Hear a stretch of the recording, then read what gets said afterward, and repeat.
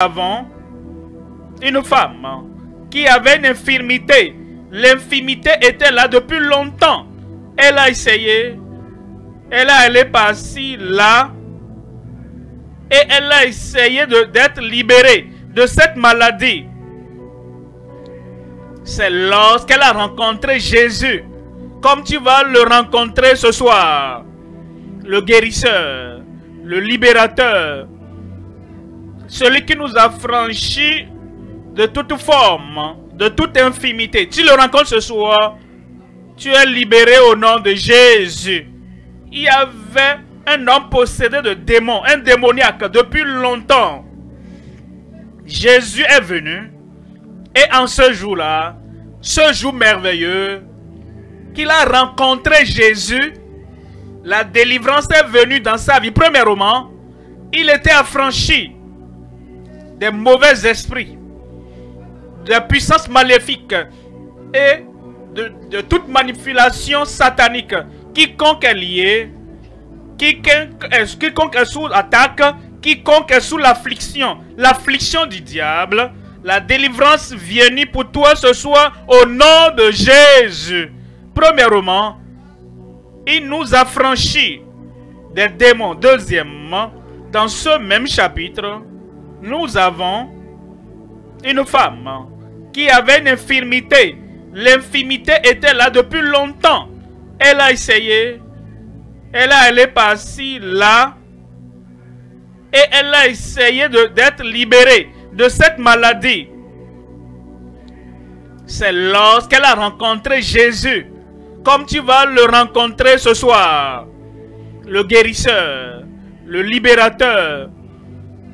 Celui qui nous a franchis de toute forme, de toute infimité. Tu le rencontres ce soir, tu es libéré au nom de Jésus.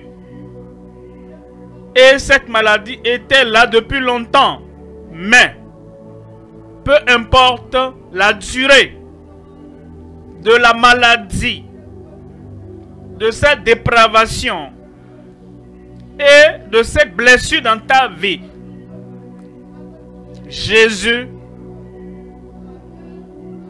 a vécu pendant toute l'éternité avant Satan, avant que le péché ne vienne dans le monde et avant que la maladie ne vienne dans le monde. Jésus l'Éternel, merveilleux, il est puissant. Il n'y a rien d'impossible avec lui. Elle a rencontré Jésus, elle a été guérie. Ce soir, je te présente Jésus. Il n'a jamais perdu aucun combat. Il n'a jamais échoué, failli. La guérison te parvient. La libération des infimités. Troisièmement, je vous ai dit premièrement, il y avait un démon dans un homme. Et le Seigneur l'a affranchi. Une maladie dans la vie de la femme, Dieu l'a affranchi. Troisièmement, il y avait un foyer. Le Messie de la mort les a visités dans le foyer. Et Christ est venu, le vivant. Partout où Jésus va, la vie remplace la mort.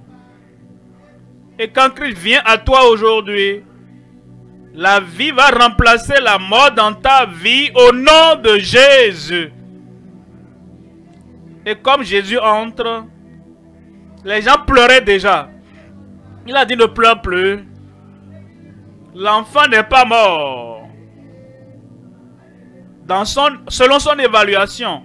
Parce qu'il savait, avant qu'il n'aille dans cette chambre, avant qu'il ne touche cette fille, il savait que cette fille reviendra à la vie. Et ce soir, avant que nous prions, le Seigneur t'a déjà vu.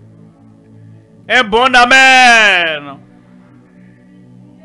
Et toute forme de mort dans ta vie, le Seigneur Jésus va chasser ce messager de la mort de ta vie au nom de Jésus. Marc 5. Un homme et une femme. Un adolescent Marc 5, le problème de la possession démoniaque.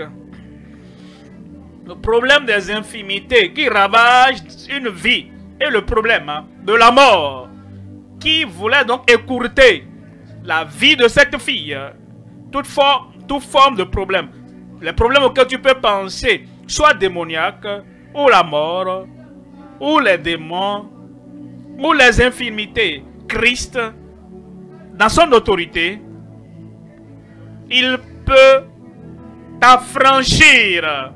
Et ce soir, ta libération est venue. Ma libération est venue.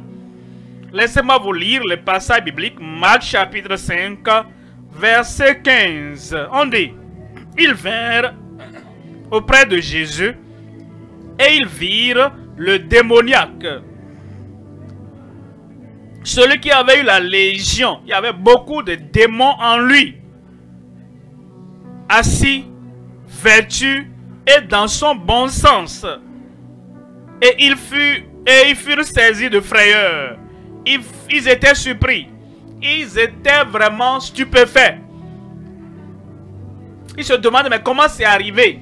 En un seul mot, le Seigneur Jésus, dans son autorité et dans sa puissance divine, avait chassé les démons.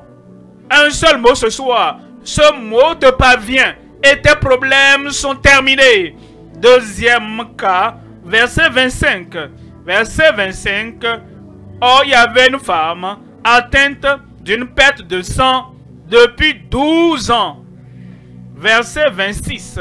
On dit, elle avait beaucoup souffert entre les mains de plusieurs médecins. Elle avait dépensé tout ce qu'elle possédait et elle n'avait éprouvé aucun soulagement. Mais elle était allée plutôt chaque jour en empirant. Verset 27. Ayant entendu parler de Jésus, de qui parlons-nous ce soir? De qui entends-tu parler ce soir? Quand elle a entendu parler de Jésus, quand toi tu entends parler de Jésus, le salut viendra, le pardon viendra, la paix viendra, la joie de la vie te parviendra. Une seule chose, entends parler de Jésus seulement. Il est celui qui règle les problèmes. Il règle tous les problèmes de ta vie. Et il ôte tous les troubles et les chagrins qui bombardaient ta vie. Sois le bienvenu. Sois le bienvenu à ta libération ce soir au nom de Jésus. Quand elle a entendu parler de Jésus, elle est venue et tu dois venir. Elle est venue. Tu dois faire un effort. Tu dois venir. Je vais toucher Jésus. Je vais croire en Jésus. Je vais m'appuyer sur Jésus. Je vais confesser à Jésus.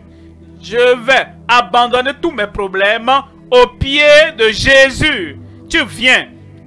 Il est venu du ciel pour qu'il puisse toucher ta vie, pour te donner la libération. Maintenant, parce qu'il est venu et il dit, ta libération est là.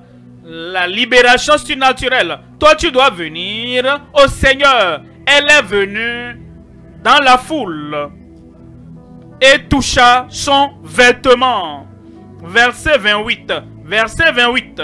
Car elle disait, tu dois dire quelque chose. Tu ne peux pas seulement croiser les bras et fermer la bouche et fermer les yeux et rester là, plastique, debout simplement là. Non, tu dois dire quelque chose à Dieu. Tu sais que tu es un pécheur, tu as besoin du salut, tu dois dire quelque chose à Christ.